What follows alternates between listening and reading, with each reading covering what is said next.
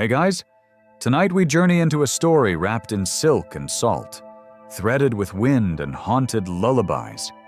You're headed to a place where ghosts aren't just real, they're charming, persistent, and a little too good at keeping secrets.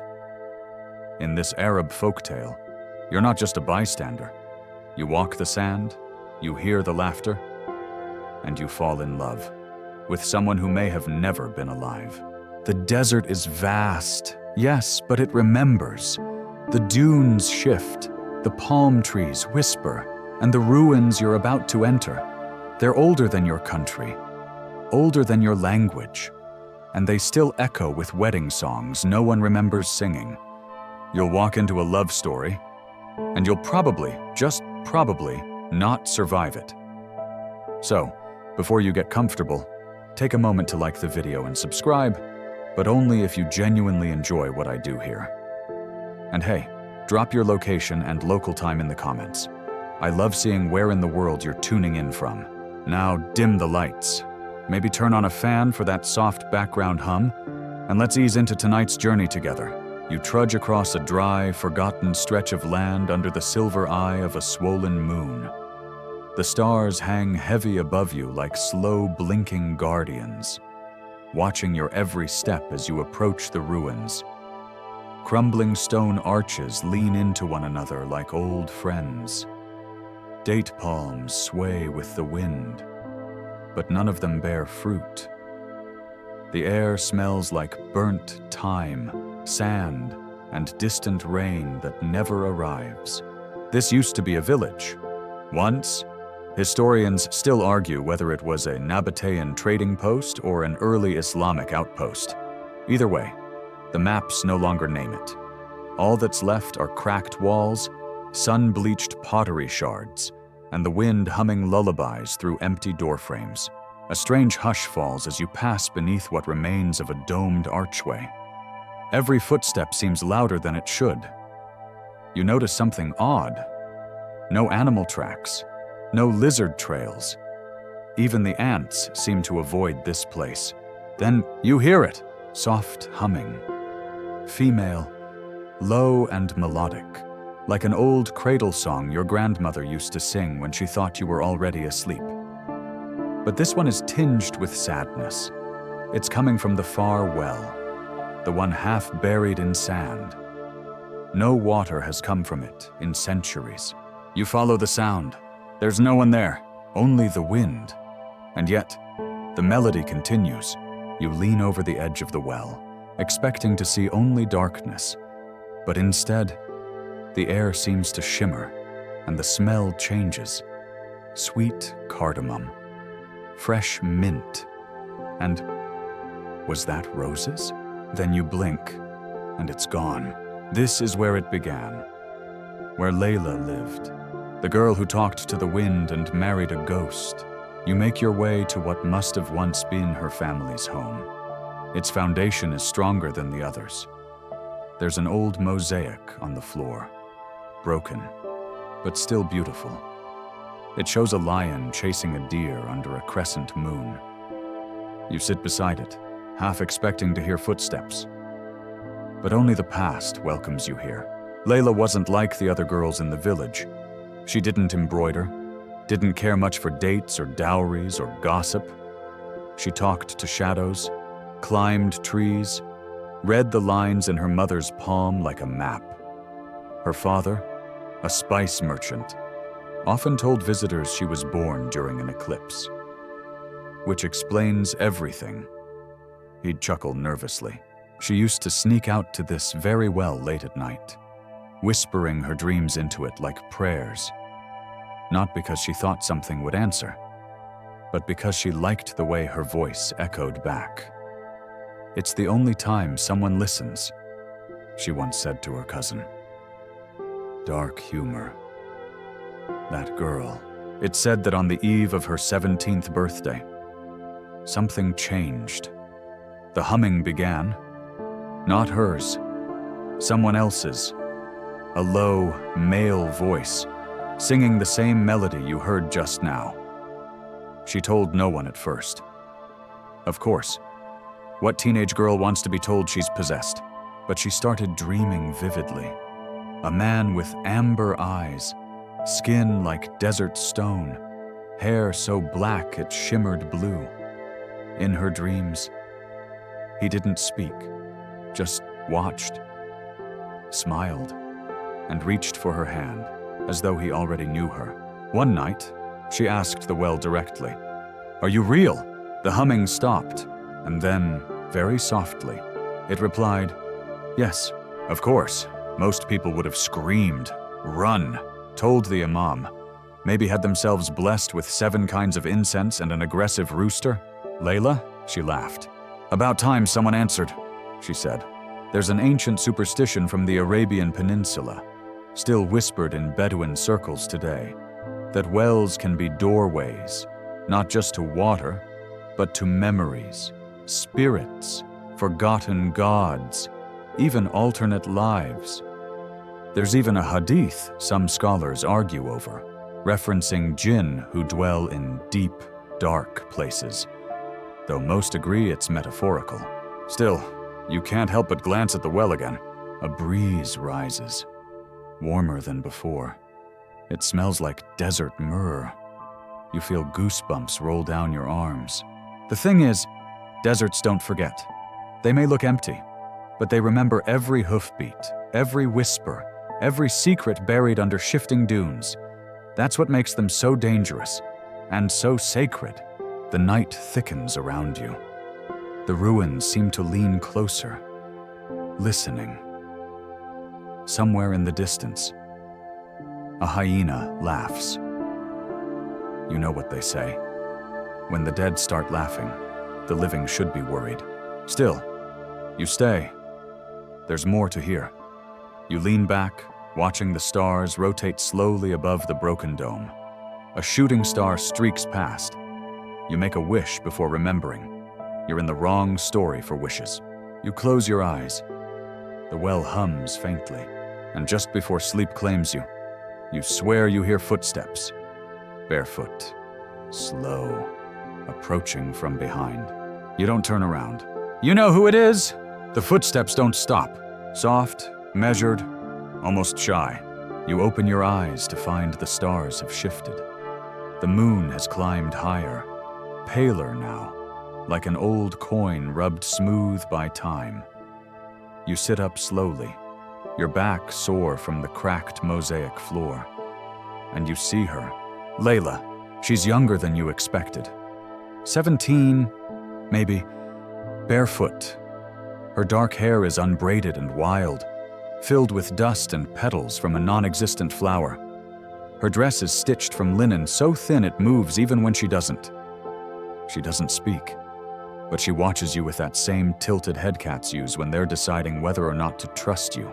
You're not sure what she sees in you, but she sits, and the wind holds its breath. Layla wasn't always the girl people whispered about. She used to be just like everyone else, fetching water, grinding herbs, making small talk with elderly neighbors who smelled of cumin and sun-dried rugs. But the village wasn't kind to dreamers. It was small, and time moved slowly there. One week blended into the next like tea leaves in hot water. Layla's mother used to tell her, "No one marries a girl who talks to herself," to which Layla replied, "Then I guess I'll marry someone who doesn't mind silence."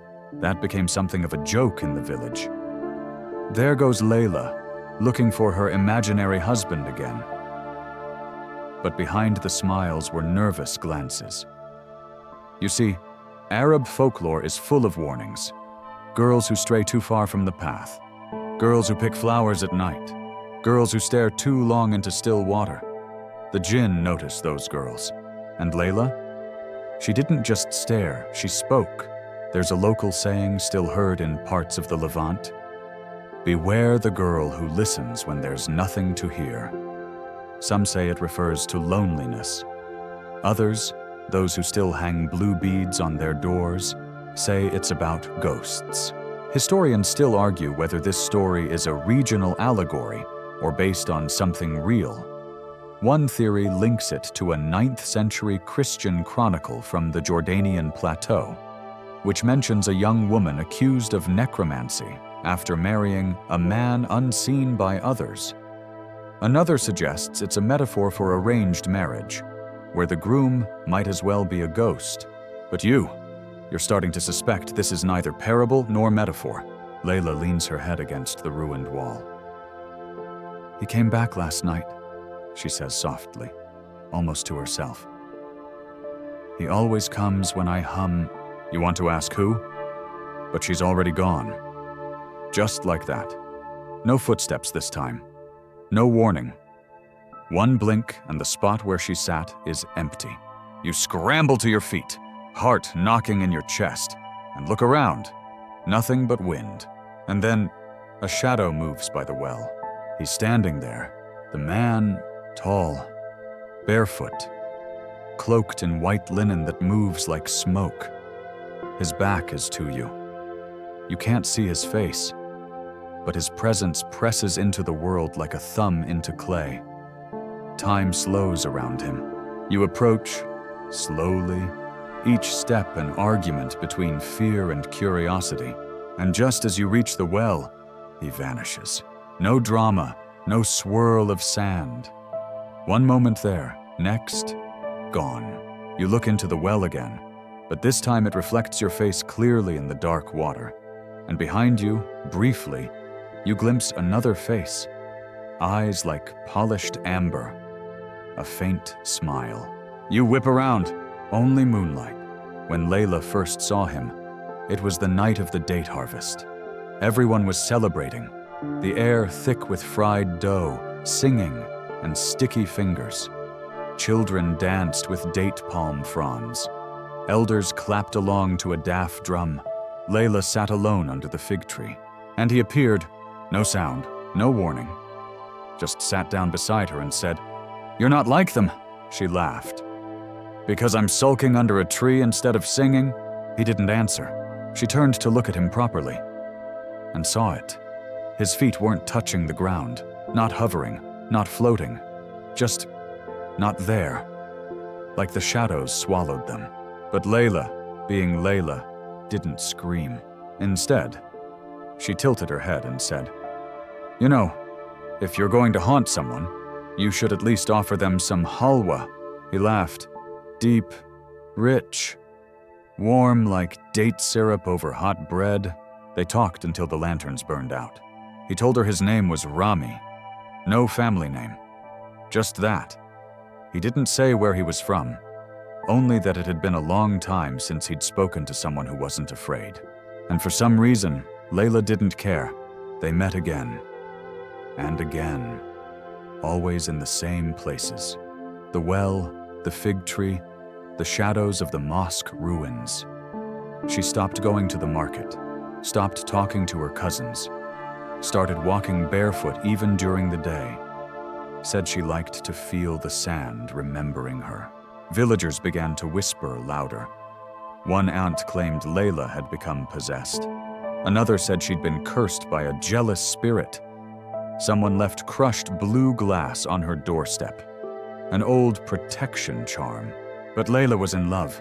Rami brought her small gifts, feathers that hadn't fallen from any local bird, perfume that smelled like ancient rain, a coin no historian could identify, smooth, with markings that looked almost Akkadian. Fringe historians now call it a cultural ghost artifact, but most think it's just a misinterpreted charm. One night, she asked him, "Are you real?" He smiled sadly, more than most, and then she asked the question she'd never dared before. "Will you marry me?" He blinked. "I thought you'd never ask." Of course, the next morning, Layla was gone. Just gone.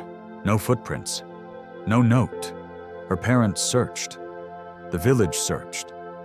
They even called for a wandering faqih, one of those desert holy men who spoke in riddles and carried bones in pouches. He sniffed the air and said, "She went willingly, but not to a place we can follow." And then he spat 3 times and walked away, which, to be honest, is both unhelpful and extremely on brand for holy men in folktales. But here's the thing. 3 nights later, the villagers heard music, flutes, drums, Laughter, no source, no light, just music. And when the date palms swayed in rhythm and the moon turned a shade too red, everyone locked their doors. You wake to music, soft and far off, like it's being played from behind a curtain you can't find your way through. Flutes twirling like smoke, a low drum pulsing in time with your heart.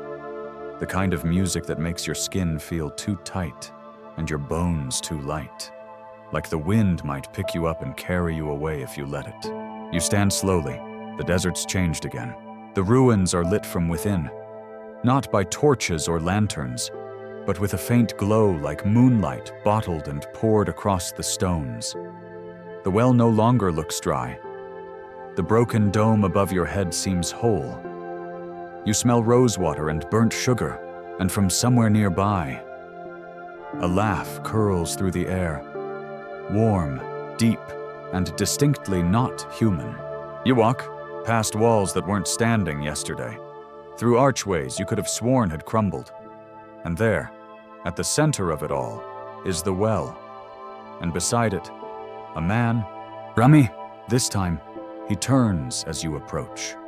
His face is kind, but not soft, like a story carved in sandstone. His eyes hold centuries. His mouth smiles like it remembers every name you've ever been called, even the ones you only whispered to yourself at night. Come, he says, and you do? This is the part where the story always sharpens, where the girl who married a ghost becomes more than a spooky campfire tale. Because Rami was no ordinary ghost, and Layla's love wasn't blind. She saw him, all of him, even the parts not meant for the living. It started at the well, as many good and terrible stories do. She returned the night after their whispered proposal. Not with flowers or sweets or soft sighs, but with a broom, 2 shawls, and a pack of dried figs. Practical, efficient. A girl raised in a place where love had to be watered like a stubborn cactus.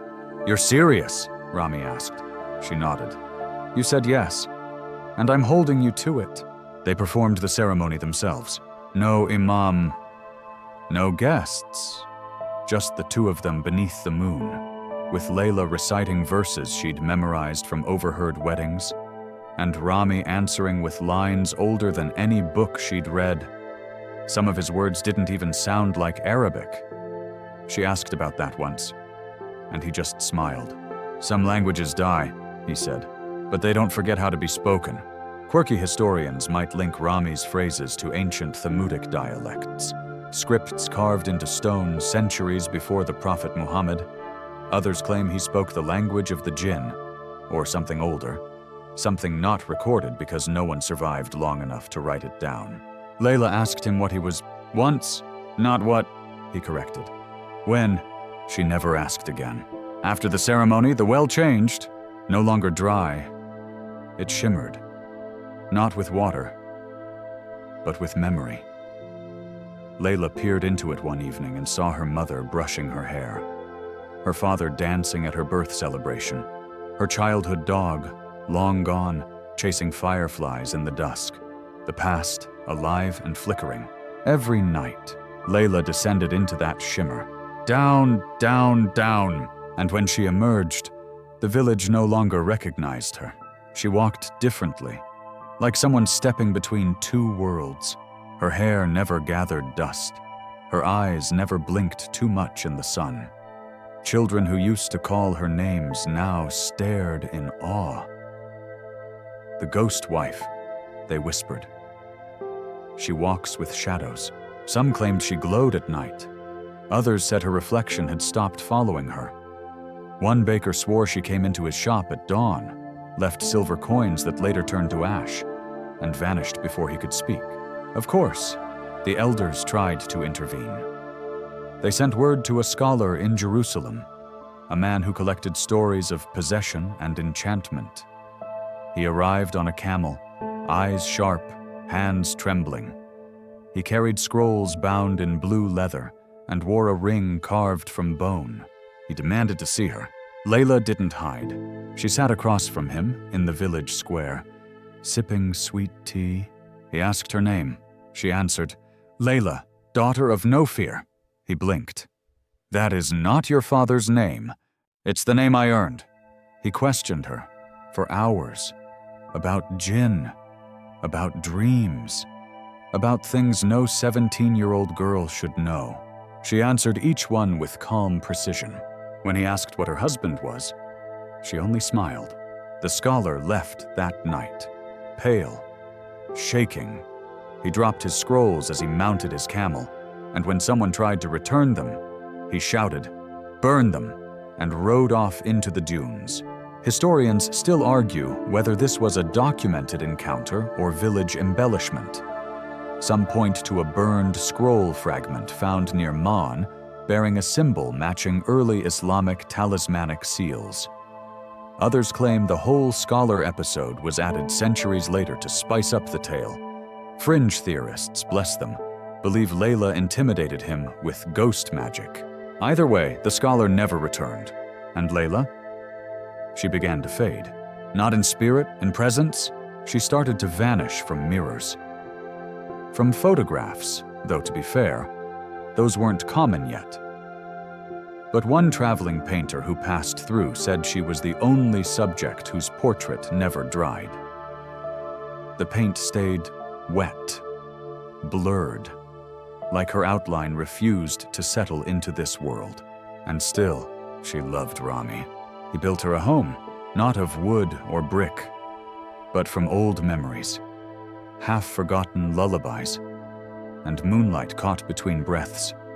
You're not sure how to describe it. It shimmered, like a dream seen through teary eyes. The windows didn't reflect anything. The doors didn't creak. The furniture was made of scents, jasmine, sandalwood, and pages from old books you once read as a child. It was here that Layla learned what it meant to love something you could never truly hold. Sometimes Rami vanished, for hours, for days. "There are things I must tend to," he'd say. She never asked where. Only once did she follow him. And what she saw, well, let's just say some doors. Once opened, never quite close again. But that's for later. Tonight, as you stand beside the glowing well, the air thickens. Time loops in on itself. You hear your own voice, whispering. "I'm not afraid." And from the darkness, Rami replies, "Good, because fear, in this story, isn't useful. You're already married. You just don't know it yet. You wake up again, but this time not in ruins. You're lying on soft cushions woven from something that looks like silk, but smells like fresh rain on desert stone. There's no roof above you. Only a sky shimmering with stars that feel closer than they should. Like you could reach up and pluck one between your fingers if you dared. But you don't dare, because something has changed. You sit up. Slowly, all around you, candlelight flickers in tall glass lanterns, casting long shadows that don't match the objects that make them. They move in time to music, low, haunting, just beyond hearing range, and across from you, sitting on a raised platform draped in sheer white fabric and starlight, is Layla. She smiles, but it doesn't quite reach her eyes. "Not tonight. It's done," she says softly, as if the words might break. "We're married." You blink. There is no crowd, no family, no wedding singer, no endless trays of lamb and rice and honeyed almonds. Just her, and you, and a silence that feels oddly satisfied, like something ancient has been fed. And then you notice the ring. It wasn't on your finger before. You're sure of that. A thin band, warm against your skin. Silver? Maybe. But the way it catches the candlelight feels deeper, older. The pattern on it resembles waves or flames. Or maybe it's script you can't read. You squint, and it almost looks like your own name carved into the metal, but in a language you don't speak. You want to ask what happened, when, how, but your throat won't cooperate. Your voice feels packed with dust. Layla stands and takes your hand. "You didn't need to speak," she says. "You already said yes." You follow her, through the soft-walled halls of the ghost palace. The air smells like crushed cardamom and dried roses. The floor is warm, as if the building remembers the sun despite never seeing it. You pass rooms full of drifting fabric, quiet laughter with no source, and mirrors that show scenes instead of reflections. One shows your old bedroom, another, your mother baking bread and humming to herself. A third shows a memory you don't remember making, running through a date grove, hand in hand with someone who might be you and might not. Layla doesn't look at the mirrors. She leads you to the center of the palace. A great open courtyard filled with water that isn't water. It ripples like silk and smells like salt and cinnamon. You catch glimpses of cities beneath the surface. Sunken towers, flying carpets caught in coral, a temple guarded by a weeping statue with no face. You take a step back. Layla just sighs. It's all right. They can't hurt you. Not here. She gestures, and the water stills. This is the wedding banquet. It is not what you expected. The table is long and curved, shaped like a crescent moon. Plates shimmer with foods you recognize, but somehow don't. There's bread like the kind your grandmother used to make, but the steam rising from it smells like lavender and oranges. There's a roasted bird, pigeon maybe, whose skin glows faintly like it was glazed with firelight. Bowls of pomegranate seeds that bleed light instead of juice. You sit, because what else can you do? Layla sits beside you. I know it's strange, she says gently, but you're allowed to eat. It won't trap you here. You raise an eyebrow. I said it won't, she insists. Not that it hasn't. You laugh. You don't mean to. It bubbles out of you like a hiccup, like you're halfway between panic and surrender. She takes a slice of bread and tears it in half. Offers you one. You accept. It's warm. The scent alone makes your chest ache with something deep and old. You take a bite, and immediately the world shifts. You're no longer in the palace. You're in your grandmother's kitchen. Small, cramped, walls covered in flower tiles. She's singing softly, kneading dough. You can smell cumin and cinnamon and childhood. You look down and see your small hands, reaching for a warm piece of bread with sticky fingers. And then you blink, and you're back. Layla chews quietly. You're tasting memories, she says. Not yours, not entirely. This place pulls from whatever the dead leave behind. Recipes, scents, names carved in tree bark, footprints that outlived the feet. A pigeon lands on the table. Its eyes are deep red, its feathers flecked with ash. It bows to Layla and drops a note from its beak. She reads it silently and frowns. What does it say? You ask. She sighs. Someone remembered me. You stare at her. Is that bad? For me? She says. Not really. For you? We'll see. You try to eat again. A date, plump and glossy. But when you bite into it, it tastes like your first heartbreak. Not bitter, not cruel, just hollow, like something you thought would be sweet that turned to dust.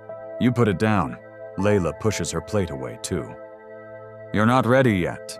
Around the edges of the courtyard, shadows start to gather.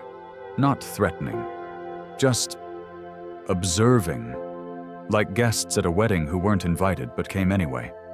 You don't recognize any of them, but you feel like you should. One wears a long robe embroidered with peacock feathers.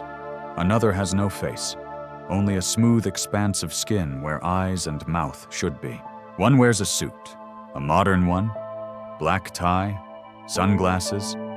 He nods at you. Solemn. Layla nods back. You glance at her, alarmed. They're here to witness, she explains. They always come for the vows. You never said any vows, but you feel something binding around your wrist. Not rope, not chain. Something warmer, softer, but unbreakable all the same. You said yes, Layla repeats. Somewhere in the distance, you hear the call to prayer, but it's off. Slowed down, played backwards. each note stretched like honey dripping into sand. The air thickens. Layla leans in. Her breath smells like rose water and something sharp, like burnt cloves. "Don't leave tonight," she whispers. "Not until the moon sets." You don't ask why. You already know the answer. If you leave now, you might never find the way back in. You don't sleep that night. Sleep is too soft for a place like this. You lie beside Layla on cushions that sigh under your weight, staring up at a ceiling that looks like a slice of sky preserved in glass. The stars pulse slowly, like a heartbeat, or maybe like something breathing just beyond your field of vision. The room has no corners.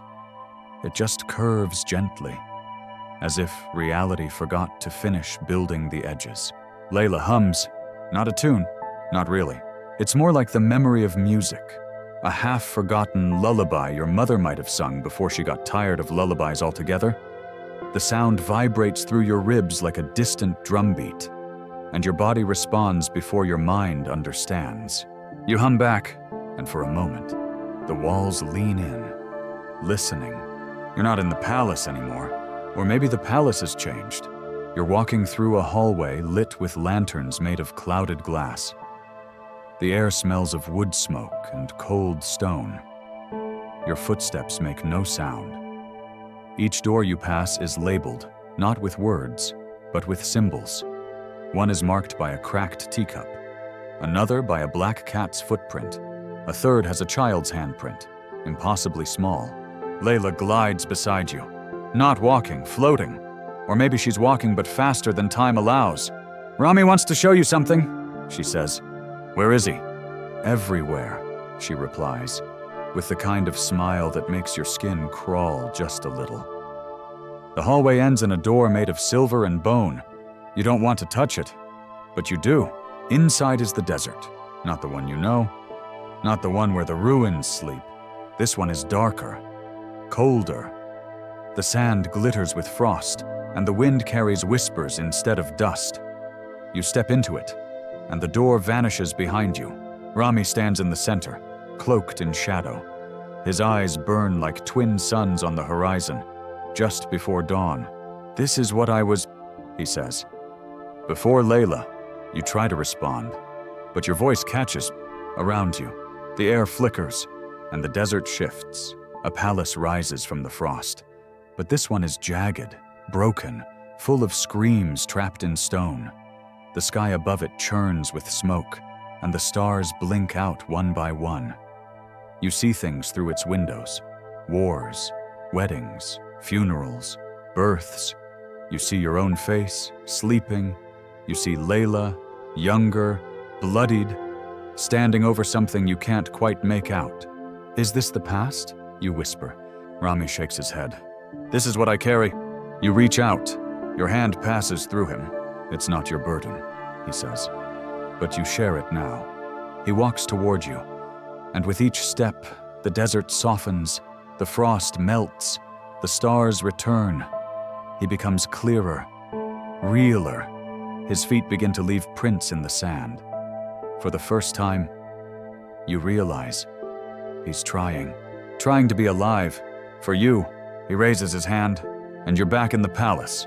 The cushions, the stars, the curved room, but something's different. You notice it immediately.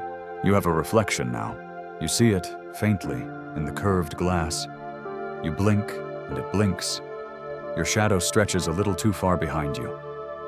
But it's there. Layla stares. "You're shifting," she says, like someone commenting on the weather.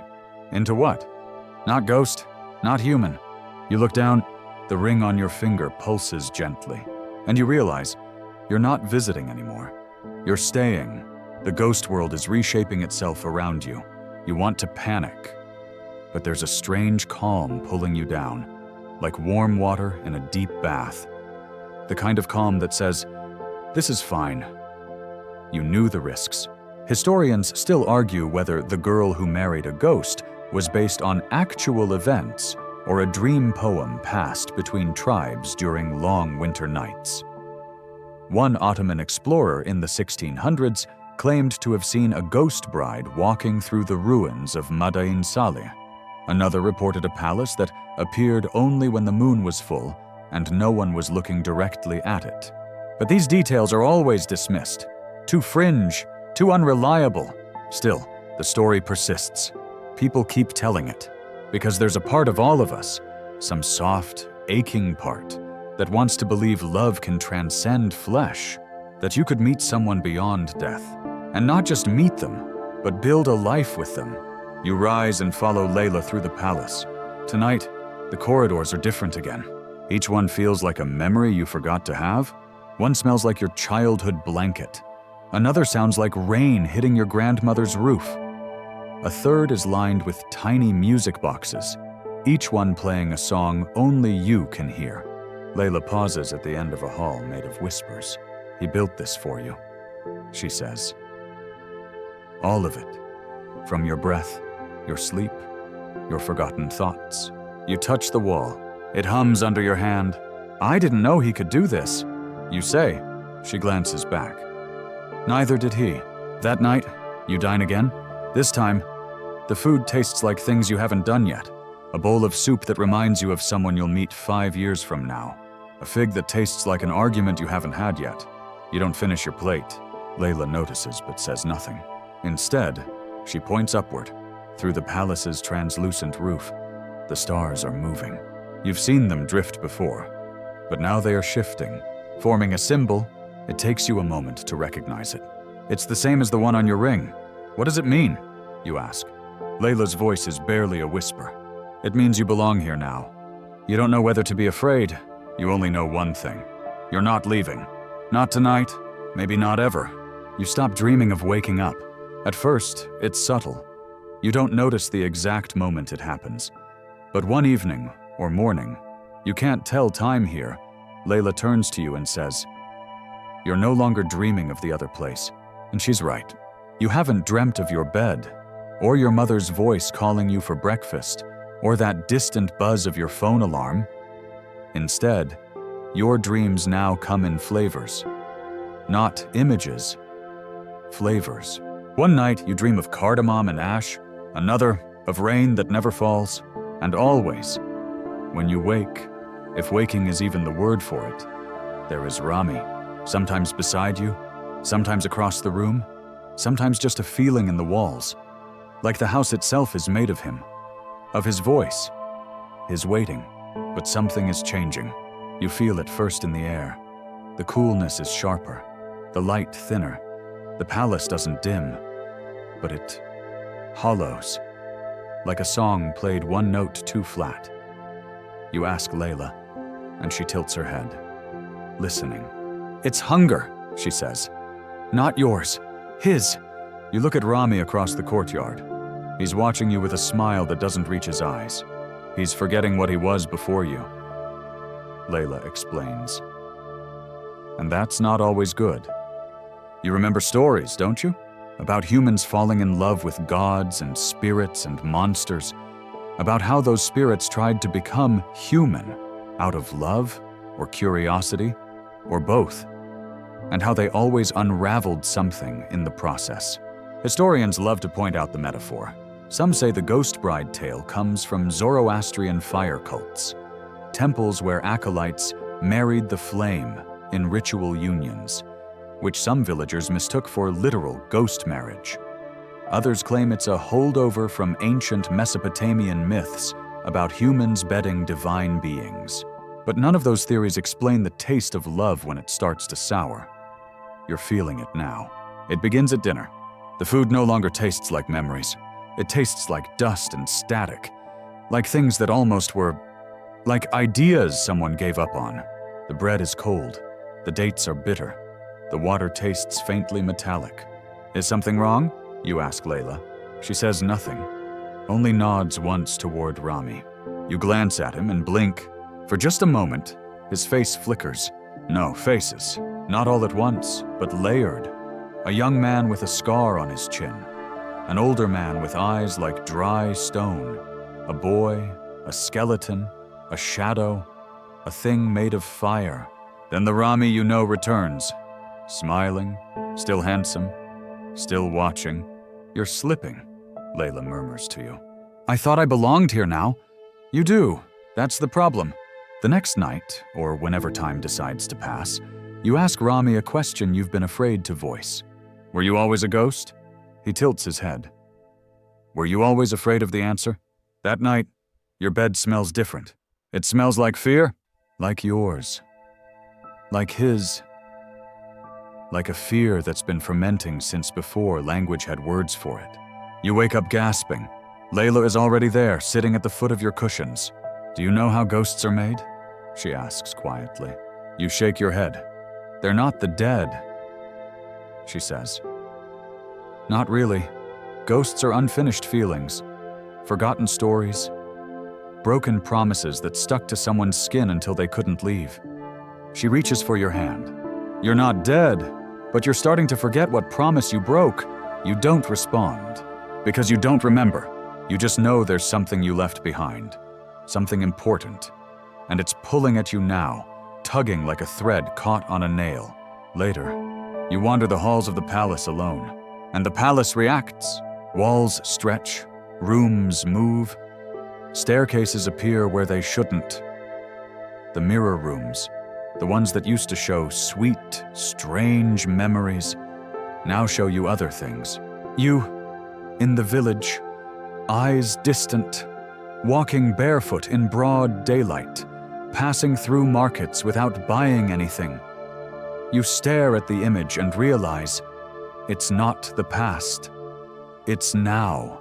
Somehow, you're also still there, walking, fading, and no one sees you. You find a new room that night, one you've never noticed before. Inside are books, hundreds, thousands, everyone labeled with a name. You pick one. It's yours. You open it. The pages are blank. Not empty, just forgotten. You flip through and find only one sentence burned into the center of a middle page. You chose this. The rest is gone. That's when you start noticing the whispers. At first, they sound like wind. But then you make out words. Come back. Where are you? We left the light on.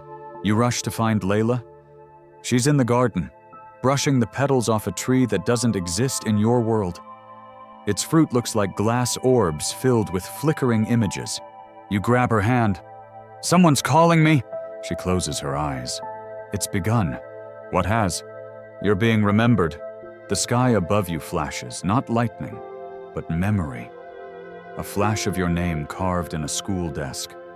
Someone whispering it into a pillow. Someone crying. Can I go back? You ask. Layla turns to you, and for the first time, her eyes look older than this place. Ancient. Tired. You can visit, she says, but you won't stay long. The ghost of you is stronger now than the bones of you. You shiver, and Rami walks into the garden. You watch as he touches one of the glass fruits. It shows your face. He sighs.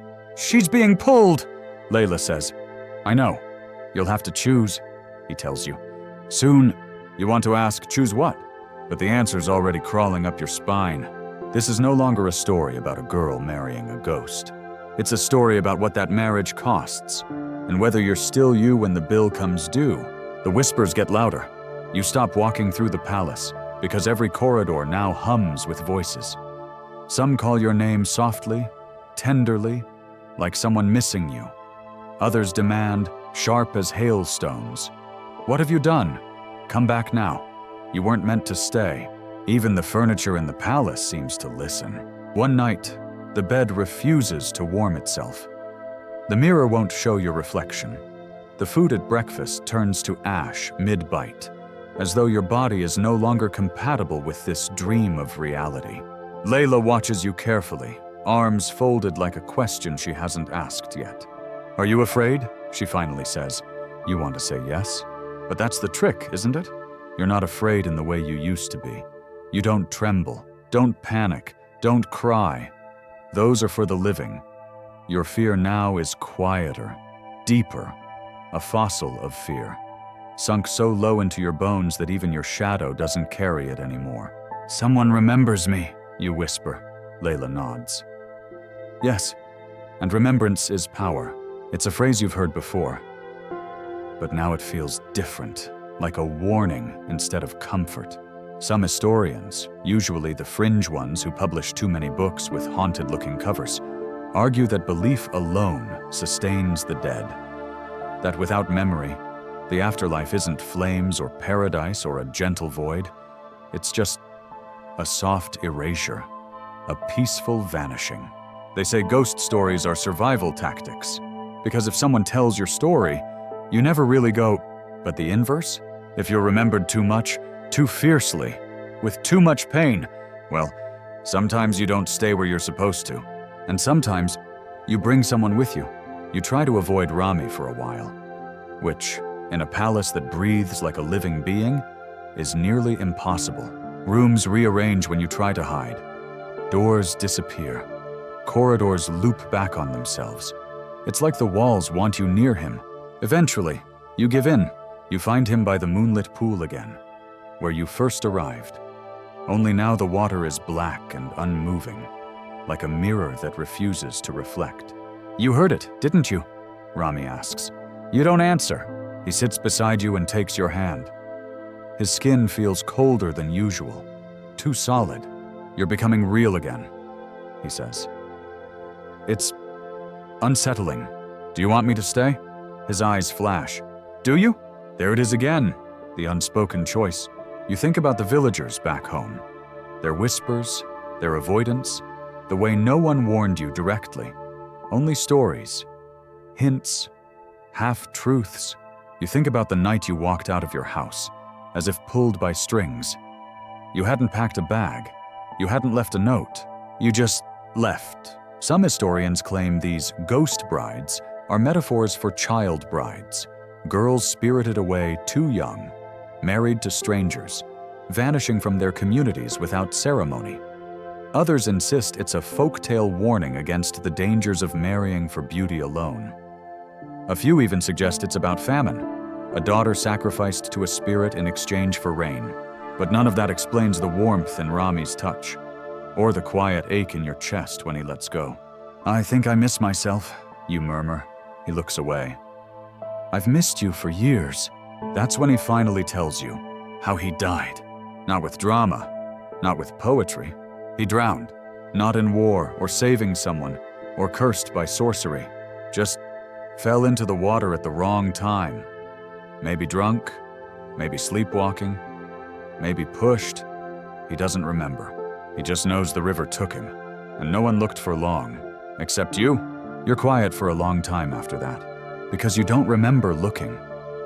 But something inside you, an ache behind your ribs, says maybe you did. Maybe you grieved in your own way. Maybe that's what the dreams were, even before he arrived. Maybe you've been haunted longer than you knew. After that, the palace starts to fray. Literally. You wake one morning to find a tapestry unraveling, its threads floating like mist. A staircase crumbles behind you as you walk down it. And when you look out the window, the sky is wrong. Not just dark, empty. A void stitched with stars that blink too slowly, like eyes. "I think it's time," Layla says. You nod. You don't know what you're agreeing to, but it feels inevitable.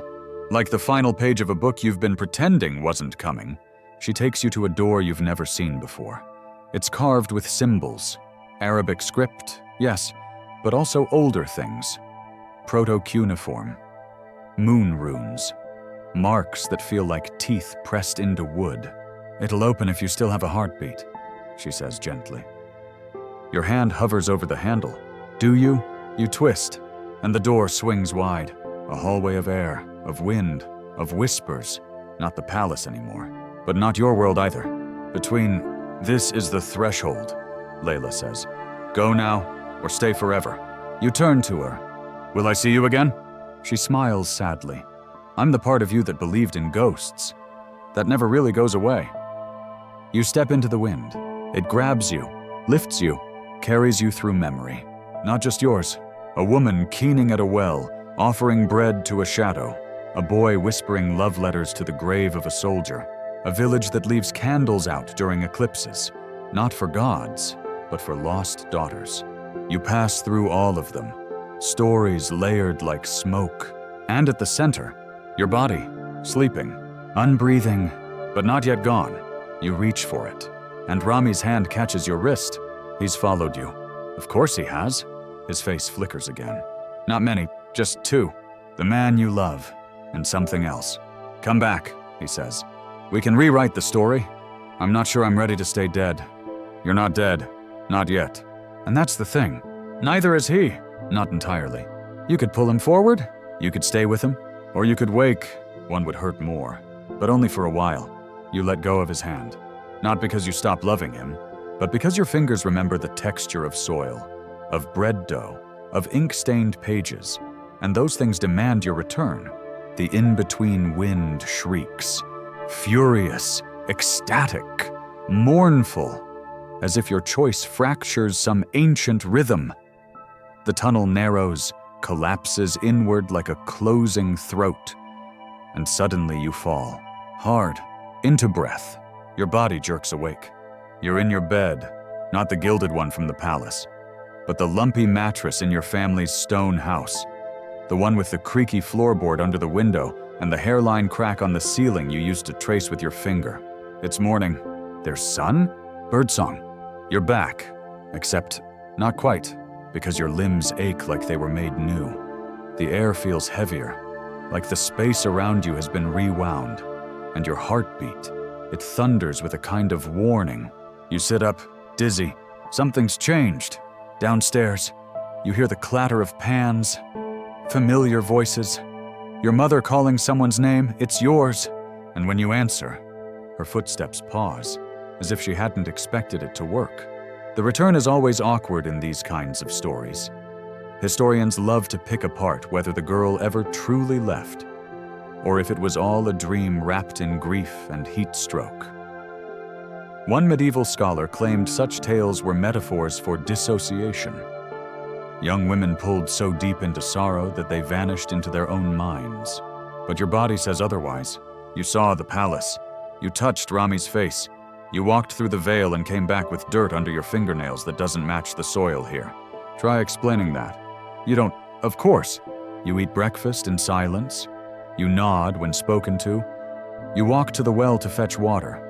You listen to your sister gossip about a merchant's missing daughter. Nothing new. You are normal. But you're not, because the mirror in your room doesn't reflect your eyes quite right. The wind speaks in vowels now. And once, when you trip on a stone and nearly fall, your shadow grabs your wrist before your hand hits the ground. You know better than to say anything. Instead, you walk, a lot, out to the edges of town, where the road curls past the fig trees and dips down into the old burial fields. No one tends them anymore. Most of the headstones are cracked or half swallowed by earth. You find his name on the fourth one from the left, Rami ibn Masrur. Beloved son, brother, lost to the waters. The stone is cool under your palm. You press your forehead to it. And then you wait. Not for him. He's not here. He's wherever the palace is. You wait for the grief to catch up. It doesn't. Instead, you feel the pressure of 100 silent stories. Other girls, other ghostly husbands, other vanished nights and mirrored returns. The folklore web around you tightens. You're part of it now. Maybe you always were. You start to notice them. The others, a girl with hollow eyes weaving vines into her hair at dusk. A boy who walks backwards across the fields at dawn. The woman who leaves rosewater on her doorstep every Thursday night, muttering to the air in 3 languages no one else speaks.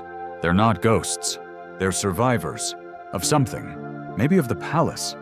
Maybe of other rooms with doors they weren't supposed to open. One night, you light a candle and place it in the windowsill. Not because you're scared, but because you remember the hallway of wind and how it might open again. You dream of him. Of course you do, but not as often as you'd like. Sometimes, he's by the pool, skimming stones across black water.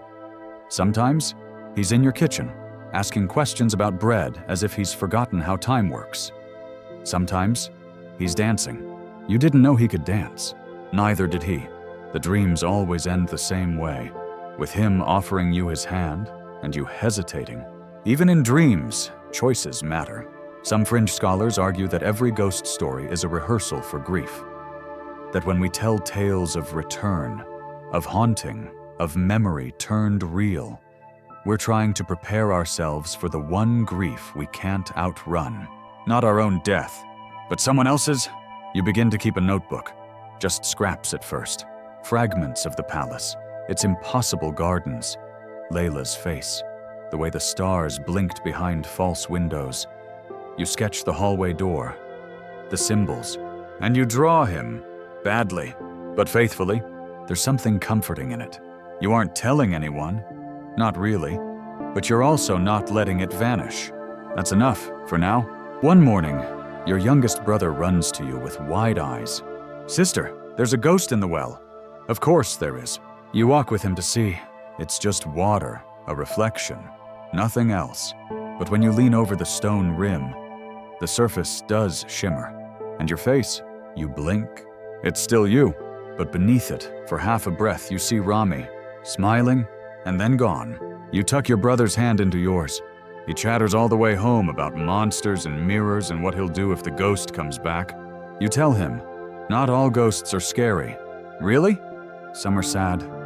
What do they want? You think for a moment. Then, to be remembered. That's all. He nods as if this makes perfect sense. It does. Even now, your heartbeat feels like a countdown to something. Not an end, just another door. You wonder if it'll open again. But for now, you walk, you breathe, you live. The palace still whispers sometimes, but you don't answer. Not yet. The whispers don't stop. They thread through the breeze at dawn, curl up inside the folds of your pillow, rustle between the pages of the notebook you hide beneath your mattress. The palace isn't gone. It's only waiting. You start counting mirrors, not just your own. Every mirror you pass in your neighbors' homes, in the souk stalls, in the back rooms of the mosque where the light slants strangely through the lattice work. Most show you as you are, tired, thinking too much, pretending to be more solid than you feel. But sometimes, just sometimes, the reflection stutters, just a flicker, like something else is watching through your eyes, or perhaps you're watching through someone else's. You stop brushing your hair in front of them. Instead, you go walking again, out past the burial fields, toward the ruins of what people still call the Old Shepherd's Tower. No one lives there. No one has in generations. But you remember Layla's words. He found me by the well, by the old stone. The tower has both. The well is long, dry, choked with sand and the brittle ribs of dead plants. The stone leans crookedly, half buried in the slope. But when your hand touches it, it hums, like a heartbeat or a voice, too low to hear. You sit beside it for hours, listening to nothing, until something changes. A shadow passes across the ground. You look up, but no one's there. Still, you feel it, that presence, that in-between air, that sideways tug of gravity you remember from the hallway between worlds. But it doesn't open, not this time. You whisper, "I'm still here." The wind responds by lifting your hair gently from your shoulders. A kind of answer? A ghost's exhale? Maybe. Or maybe just weather. Historians still argue whether the supernatural elements in folktales are meant to be believed literally, or whether they function as symbolic language for loss, transition, and the strange elasticity of human memory. You're not here to solve that debate. You just know what the wind feels like when it's listening. And you know it's listening now. Later, when you return home, you find a sprig of myrtle on your pillow. You didn't put it there. No one in your family admits to it either. You press it into the notebook. A few days pass, then a week. Normal things happen. A neighbor's goat gives birth to twins. Your cousin breaks his ankle trying to climb a date palm. You spend an afternoon helping your mother grind cardamom, your sleeves dusted in pale green flecks. But the air still feels off. You start noticing patterns. Your dreams repeat with slight differences. Sometimes Rami's robe is gold instead of blue. Sometimes the palace has a new hallway. Sometimes Layla appears. not as herself, but in your body, looking back at you with your own eyes. And once, you see a new figure, a girl in crimson, her hands covered in ash. She says nothing, just watches you from a distant balcony. You wake with tears on your cheeks, not fear, something else. Recognition? A fringe legend in Andalusian folklore tells of a girl who traveled through 4 dreams in search of her own name. At the end, she returned not with a lover, but with a song no one could understand, until every woman in the village began humming it in their sleep. You wonder if you're humming something now, without noticing. At night, you sit by the candle and draw the woman in crimson, the ash on her palms, the strange sigils etched into the doorways of your dreams. You don't know what they mean, but it feels important to remember. You begin to carry the notebook everywhere, just in case the wind whispers something useful. One evening, as you walk the path past the fig trees, you hear laughter.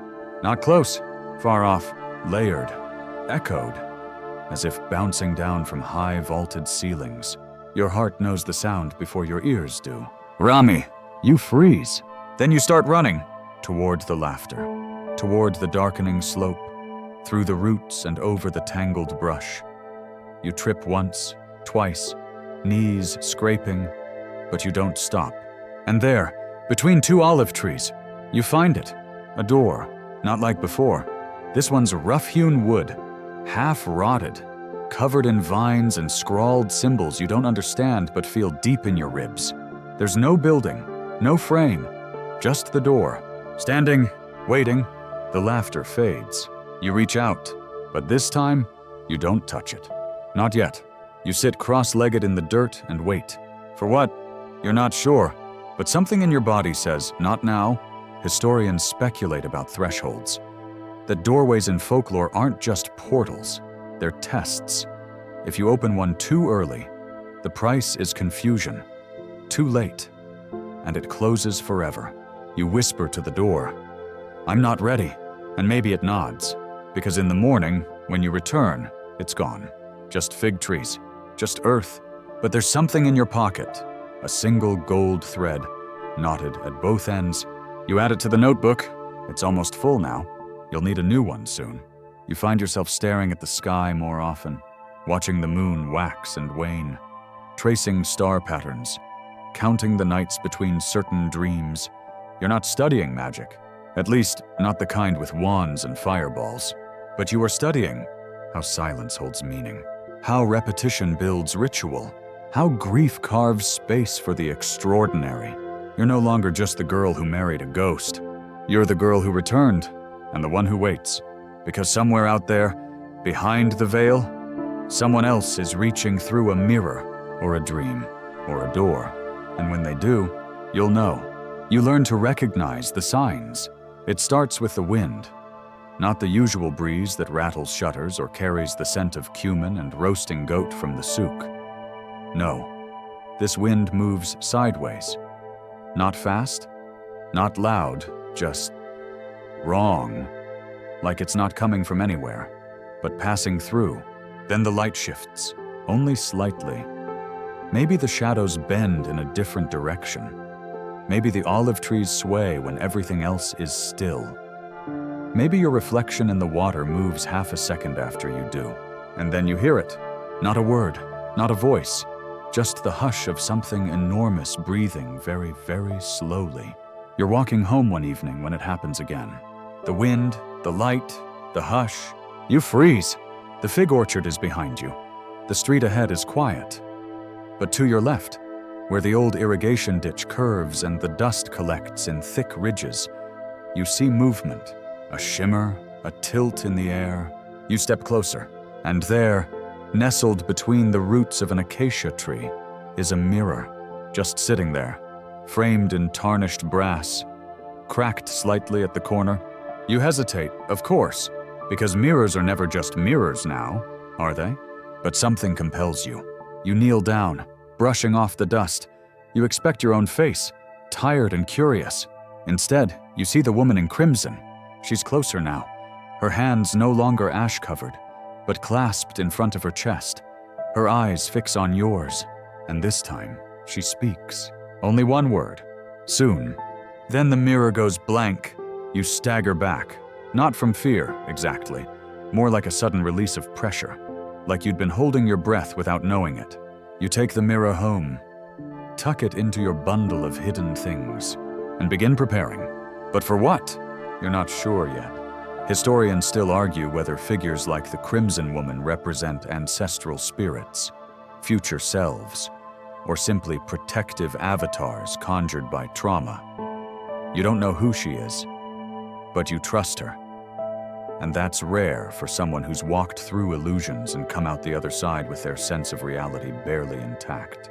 That night, you light a candle and return to your notebook. You begin writing not just what you see, but what you remember from before. The way the ghost prince held his hand out to you. The precise taste of that pomegranate wine. Both bitter and floral. The songs the servants used to hum, which you've been absent-mindedly humming again. And then you write something new. I am more than one version of myself. You don't know why you write it, but it feels true. The next day, you wake up with salt on your fingertips. You didn't eat anything salty. You didn't go near the sea.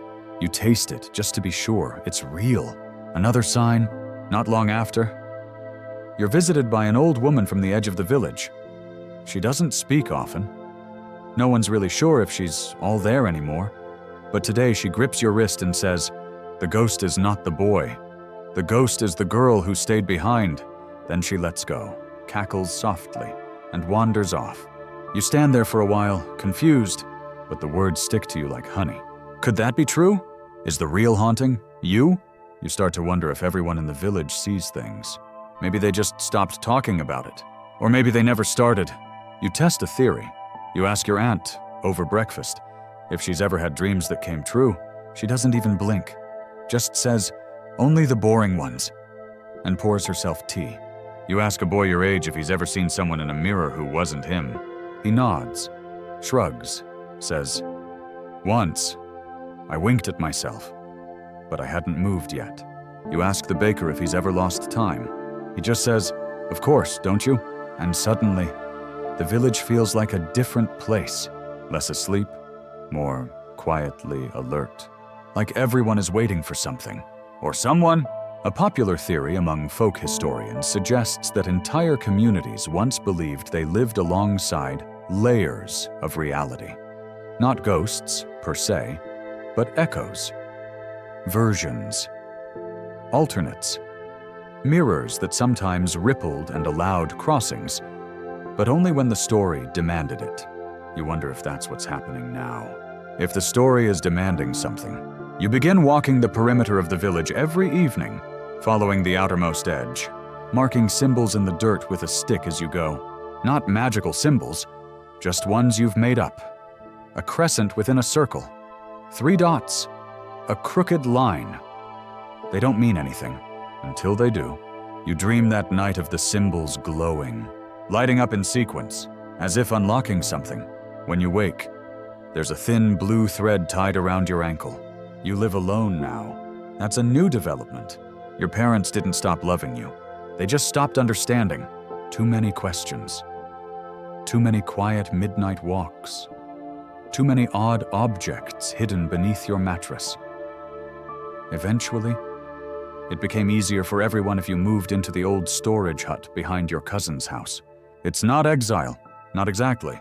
It's solitude, and it suits you, because it lets you hear things. One night, lying on your back beneath the stars, you hear singing, faint, female, not in any language you know, but it harmonizes with your heartbeat. You hum along, the stars pulse, and just for a second, the roof of the world feels paper thin. You whisper, "Come back," but nothing answers. Not yet. Still, the wind leans in, as if it's listening again. You reach for your notebook to write that down, and find something already written there, a sentence you didn't write. The veil lifts when the heart steadies. You stare at it. The handwriting is familiar. Not yours, not Rami's, but close. You trace the letters with your fingers, and wait for the next sign, because they're coming faster now. The story is speeding up. And so is your role in it. You are not the end of this tale. You are its fulcrum, the place where everything tips, and once it does, there is no going back. You wake before dawn to the sound of footsteps. Slow, deliberate, far too close. You don't panic, you don't scream. You just lie there, eyes open, breathing as shallow as possible, waiting for the next sound. Nothing, just silence, thick as syrup. You sit up. The curtain flutters, not from the wind, but as if someone had just brushed past it. And there, pressed into the layer of dust near your door, is a single footprint. Bare, human, too large for your own, and facing inward. You don't move. You just stare at it, the way you'd stare at a wasp trapped inside a glass. Quiet awe, quiet terror. That's when you realize your mirror is gone. The brass-framed one. The one from the fig orchard. It's not where you left it. In its place is a feather, deep black, curling slightly at the tip, almost iridescent in the moonlight. You pick it up, it's warm. Somewhere in the distance, a rooster tries to crow but cuts off halfway through, like even the chickens are rethinking their life choices. You don't go back to sleep. Instead, you walk to the edge of the village. That old well with the half-buried stones around it, no one uses it anymore. There's a newer well now, with a proper crank and a roof, but this one feels important. You sit beside it, tracing circles in the dust with your toe, and you listen, because by now you've learned that the past hums through old places. You just have to stay still long enough to hear it. Sure enough, after a while, you hear a creaking, but there's no wind, no movement, just that slow, drawn-out groan of something ancient adjusting itself. Then, a voice, soft, raspy, not quite male or female. It says, "You should never have said, 'Come back.'" You whisper, "I didn't mean it." A pause. Then, too late, and then silence again. The sun rises. The light is golden. The world goes back to pretending it's normal. But you don't, because you know something changed. You go back to your hut and find the mirror returned. But now it's cracked all the way through, and behind the glass, you see not the Crimson Woman, but yourself. Except not quite. This version of you is older, barefoot, wearing different clothes from the other side. She's sitting beneath a fig tree, looking bored, until she suddenly turns her head and smiles, right at you. And you get the sudden, horrifying feeling that she's waiting for you to do something, or to become something, or maybe just to get out of the way. Folklore is filled with stories of mirror selves, not twins, not demons, but alternatives, possibilities, the life you might have lived, the path not taken. In some Arab tales, mirrors weren't even considered reflective, but windows, and sometimes doors. You wonder if that's what this is. A door, the feather, the footprint, the cracked mirror. They're all signs, and they all point in one direction. Rami, you've avoided thinking about him for weeks, focused on symbols and mirrors and voices in wells. But this is about him, isn't it? It always was. You pull out your map of the desert, mark the spot where the sand shifted, where you left him, where he might still be, a place no one dares to name anymore. But you will, because someone has to. You pack lightly, a water skin, dried figs, a satchel of salt, always salt. And the feather, you leave just before sunset. No one stops you. Some of them even nod, like they expected this. You cross the dunes for hours. The sand is cool now, brushing against your ankles like whispering hands. The moon rises, and with it, a sense of purpose. You start to hum. Something in the melody stretches back generations. You follow it, and then, just before midnight, you find the place, perfectly round. In the center, a flat slab of glass, like a mirror turned into a doorway and slammed shut. You kneel beside it. The feather begins to glow. You set it on the glass, it sinks, and the ground begins to thrum, a low vibration, like standing on the chest of something sleeping and enormous. You whisper, "Rami."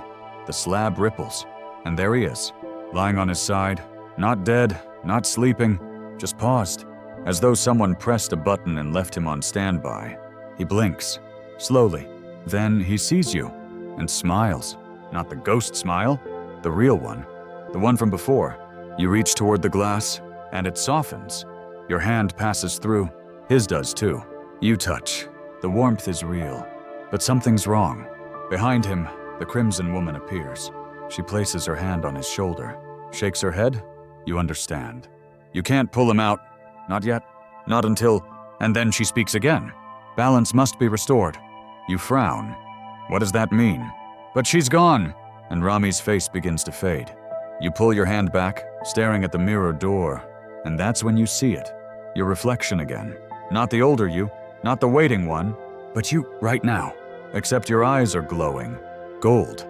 And you realize maybe you were the key all along. Maybe the ghost isn't Rami. Maybe the ghost is you. The version of you that tried to forget. That tried to live in only one world. That refused to see the mirrors for what they really are. And now that version must end? You stand.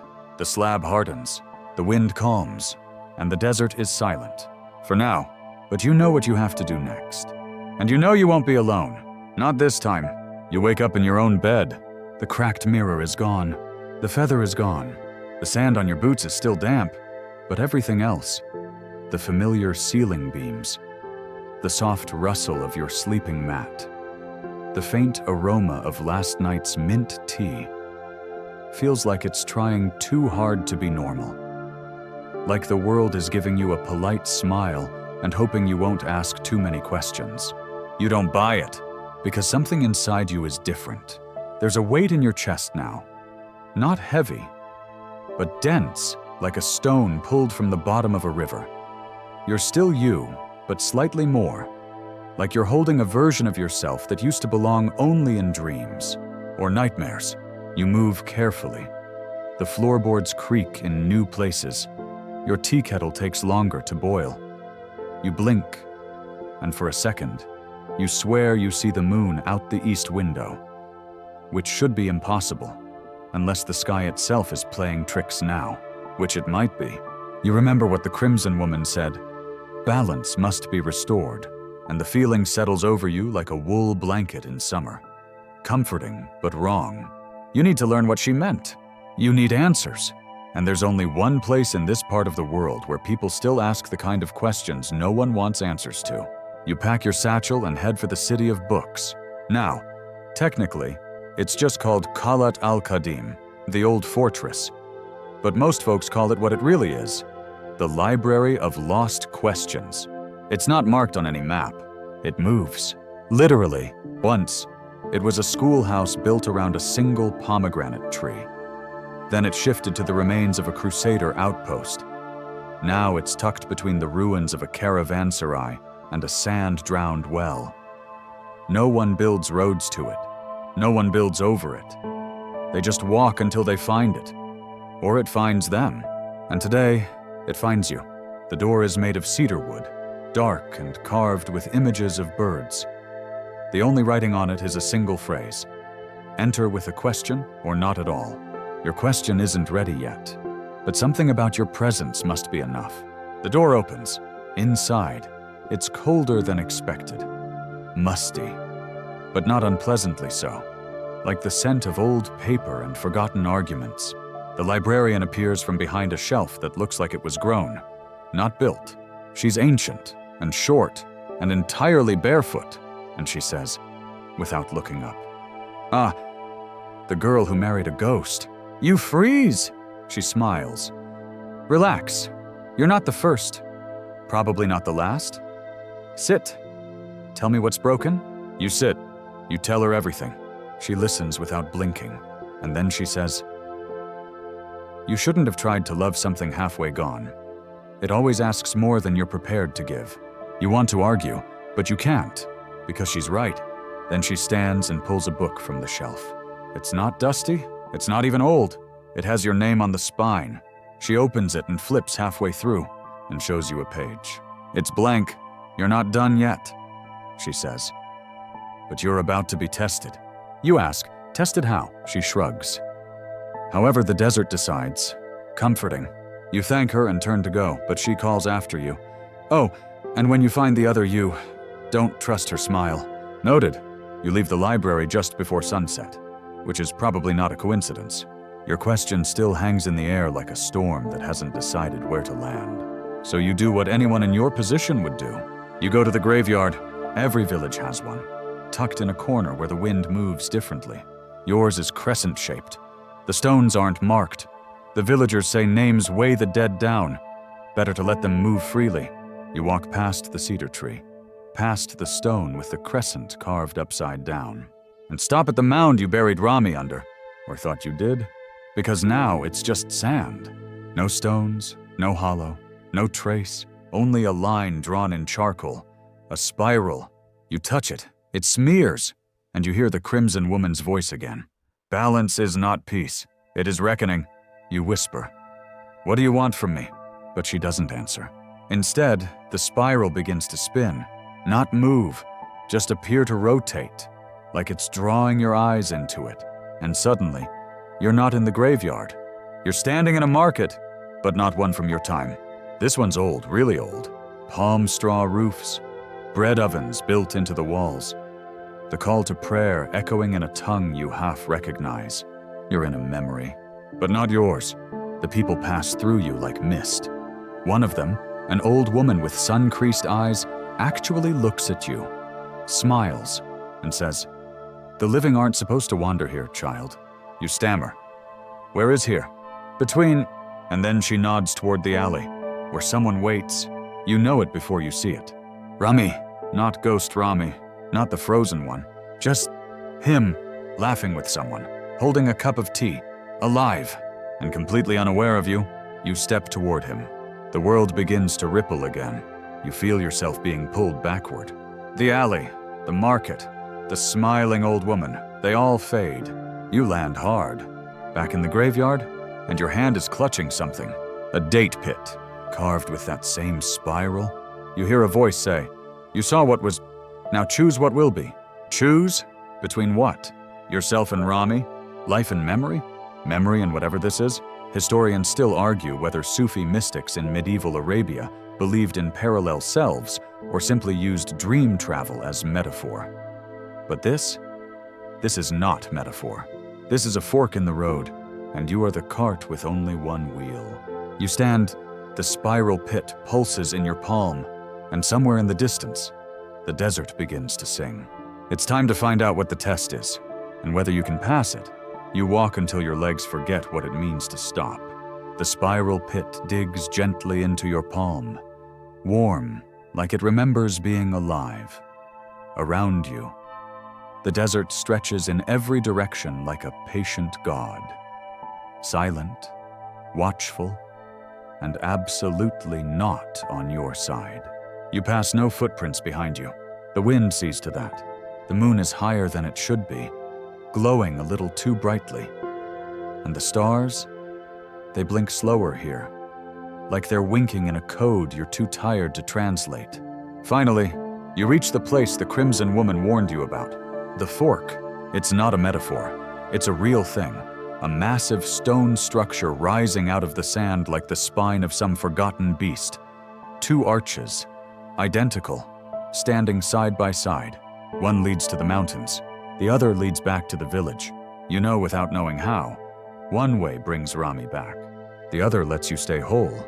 Classic ghost marriage dilemma. And here's the twist. You don't know which arch is which. That would be too easy. There's no map, no sign, just a pile of feathers at the base of each arch. One white, one red, probably not an accident. You sit between them, the spiral pit resting on your knee. That's when she arrives. Not the crimson woman. You! Or rather, another you. She has your face, your voice, your crooked eyebrow when she's skeptical. But her smile is wrong. Too wide, too easy. You remember the librarian's warning, don't trust her smile. She tilts her head. So, we meet at last. You're not sure whether to say hi or punch her. Instead, you ask, "What are you?" She shrugs. You, but smarter, kinder, less tragic. Ah, so that kind of you. She walks around the arches like she's choosing a vacation spot. One of these takes you back to your quiet, lonely life. The other gives you your ghost husband back. You blink. That's it? She stops. Of course not. The one that gives you Rami? You'll lose a part of yourself. Something important. You won't know what it is until it's gone. You ask, and the other? You get to live. But Rami, he becomes static. Forever trapped in that flicker between breath and memory. You ask the only question that matters now. And you? Why are you here? She smiles again. Worse. This time, to make sure you choose wrong. Comforting, she leans in. You know the real problem with love, don't you? It keeps you from seeing the bigger picture. The balance. You remember the Crimson Woman's voice. Balance is not peace. It is reckoning. The spiral pit pulses once, hard enough to make your hand tingle. Other you recoils slightly. Careful. That thing answers questions you haven't asked yet. You stand, you walk toward the red-feathered arch. Because something in your bones says this isn't about Rami anymore. This is about you. But just as you step forward, other you grabs your wrist, and for a moment everything freezes.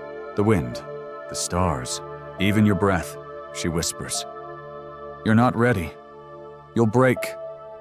And when you do, I get to walk out in your skin. You say nothing. Instead, you press the spiral pit to her forehead and whisper, "You first." The desert screams, a sound like a sandstorm passing through bone. And other you vanishes. Not explodes, not fades, just vanishes. Like a lie finally exposed to daylight, you fall to your knees. The arches remain, only now there's a third way. The sand splits behind the arches, revealing stairs leading down, because of course the real path was buried. You descend, the walls are carved with stories, not in text, but in symbols. Eyes, snakes, moons, cradles, mirrors. Every few steps, a small lantern ignites behind you, lighting the path after you've passed. Very reassuring. The air smells of myrrh and something bitter, like regret left too long in the sun. Eventually, you reach a chamber, circular, empty, except for a stone basin in the center, and a single date palm growing from it. The tree is healthy, vibrant. Its roots split the stone like it's butter, and hanging from it, instead of dates, memories, tiny glowing orbs. Each one flickers with a scene. A wedding, a burial, a first kiss, a last word. You recognize some of them. Others belong to people you've never met. And still, you feel them in your chest, like dreams you forgot on purpose. At the base of the tree is an inscription. It reads, "Take one, leave one." You hesitate.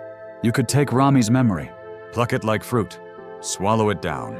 He'd be yours again, sort of, but you'd have to give one back. And you already know what the tree will ask for. Your name, not just the sound of it, but the weight, your sense of self, the thing that tells you, I am this and not that. Take Rami, lose yourself, or let him go, stay whole. Historians still argue whether ancient Arabian tribes believed names held power because of magic or because of memory. But this choice? This is both. You sit beneath the tree, you close your eyes, and you whisper, "I'm sorry." You reach out, not to take, but to leave. You press the spiral pit into the basin and say, "This is what I give, the illusion of control."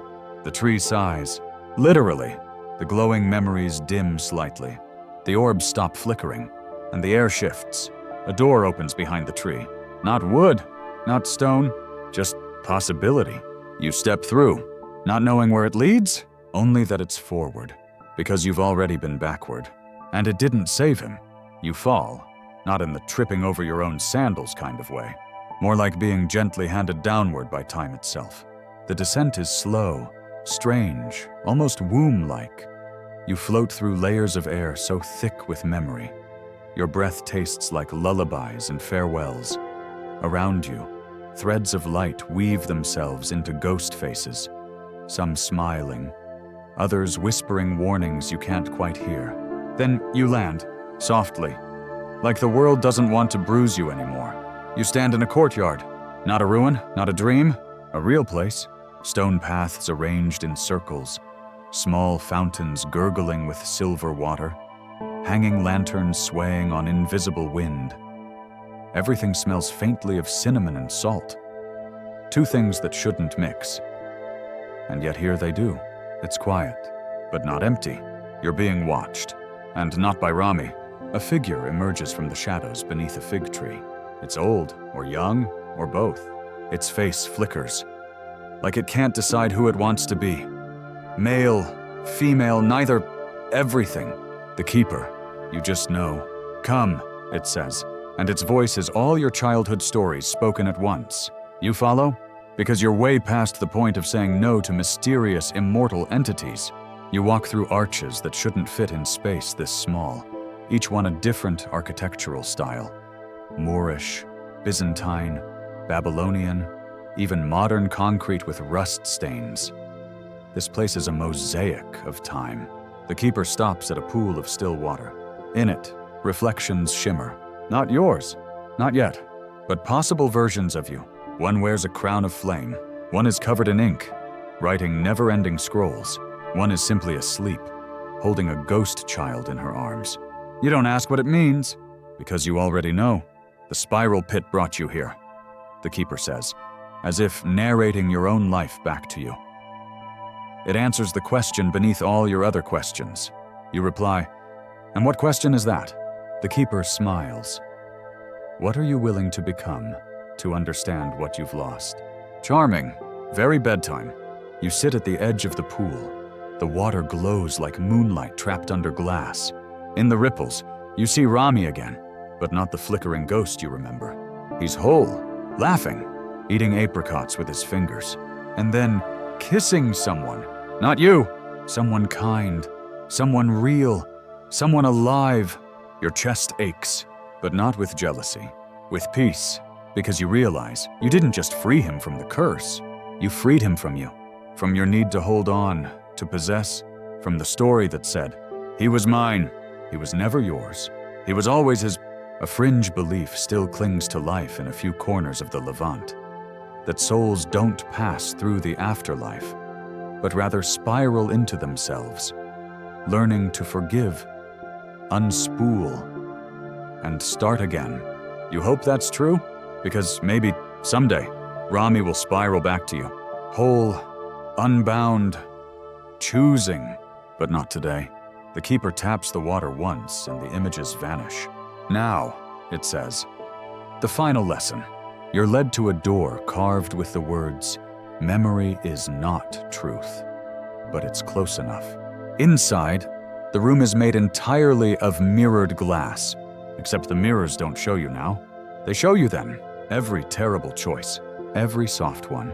That time you forgave someone who didn't deserve it. A time you didn't forgive someone who did. You look into a panel and see yourself as a child, laughing so hard you fall backward into a basket of dates. You see Rami, brushing sand from your lashes after the first dust storm. You see the crimson woman lighting a candle with her teeth, the librarian sneaking books into your pack, the boy at the garden gate who never asked for anything but gave you shelter anyway. You see all the people who carried you without asking for credit. And it hits you. You didn't get here alone. No one ever does. Are you ready? The keeper asks. You want to say no, but you nod, because stories don't wait for you to be ready. They only wait for you to choose. The keeper offers you a glass key. Small, warm, cracked. It only opens one door, they say. But you'll know which. You step through the final passage. It's not dramatic. No thunder, no ghostly choir, just a plain wooden door. You turn the key and step through, and you're home. But not your house, yourself.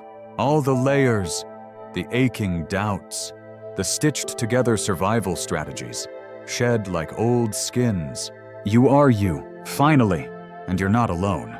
A small fox sits at your feet, tail curled around a silver bell. The bell rings once, and behind you, someone laughs. Not Rami, someone new, someone next. And you smile, because this time, you're ready to meet them without ghosts in your mouth. You sit on the cool ground, just breathing. Not because you need air, whatever you are now. Breath feels more like a habit than a necessity, but because the motion itself is grounding, soothing, human, above you, The stars begin to rearrange themselves. Not literally, probably, but as you lie back and stare up at them, they twinkle in patterns you swear weren't there before. A girl with a lantern, a man holding a fruit, a winding staircase with no bottom, stories in the sky, old ones, yours, maybe. A breeze rustles through the tall grasses.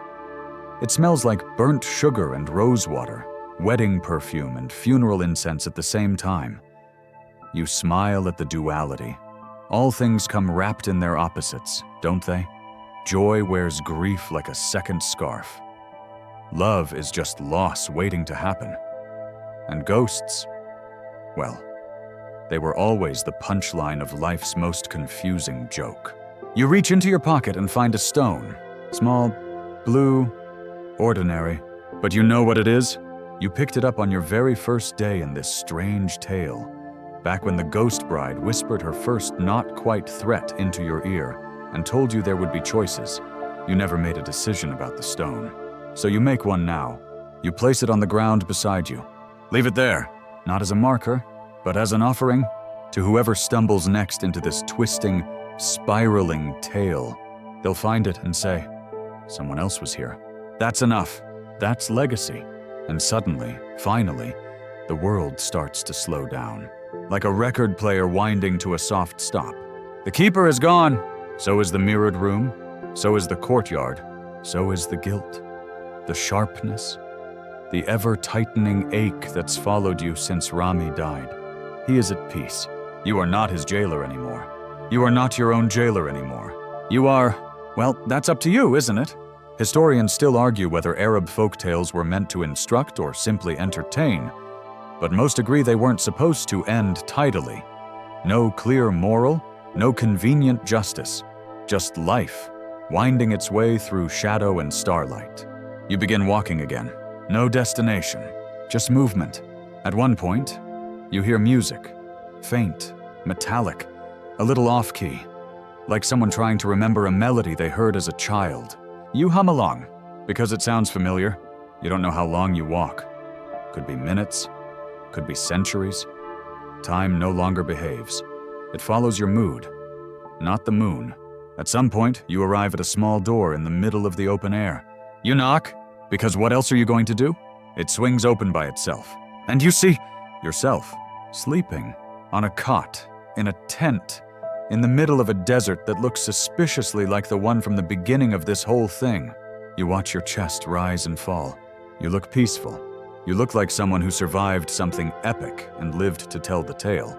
The door closes behind you. The fox curls up at your feet again, eyes blinking like tiny moons, and you lie back down, right where you started, because every spiral folds inward at some point, and you're ready to rest. Wind down begins, 300 words. Let it all settle now. Let the sand stop shifting beneath your thoughts. You've wandered through the strange, the beautiful, the deeply uncomfortable. You've tasted ghost fruit, listened to silent libraries, and followed the scent of fig trees toward impossible truths. But now, you're safe. The story is complete. There are no more riddles tonight. No more crossroads asking for your loyalty. Just you and the soft hush of a world slowly forgetting its sharp edges. You're allowed to exhale, to feel the tension leave your shoulders, that tight coil behind your eyes finally loosen. You did well. Not perfectly, not cleanly, but honestly, and that's enough. Listen closely now. Can you hear the desert's hum? It's low, almost like a lullaby made from sand grains rubbing together across time. It sings not because you're special, but because you're here, still listening. That's the miracle, isn't it? To survive long enough to sleep, let the final images drift through like clouds. Lanterns swaying in fig trees, Rami laughing beside someone kind, a fox's tail curling around a silver bell. You don't have to hold on to them. They know where to find you. All you have to do is rest. And when you wake, a new story, waiting, just beyond the next turn in the spiral.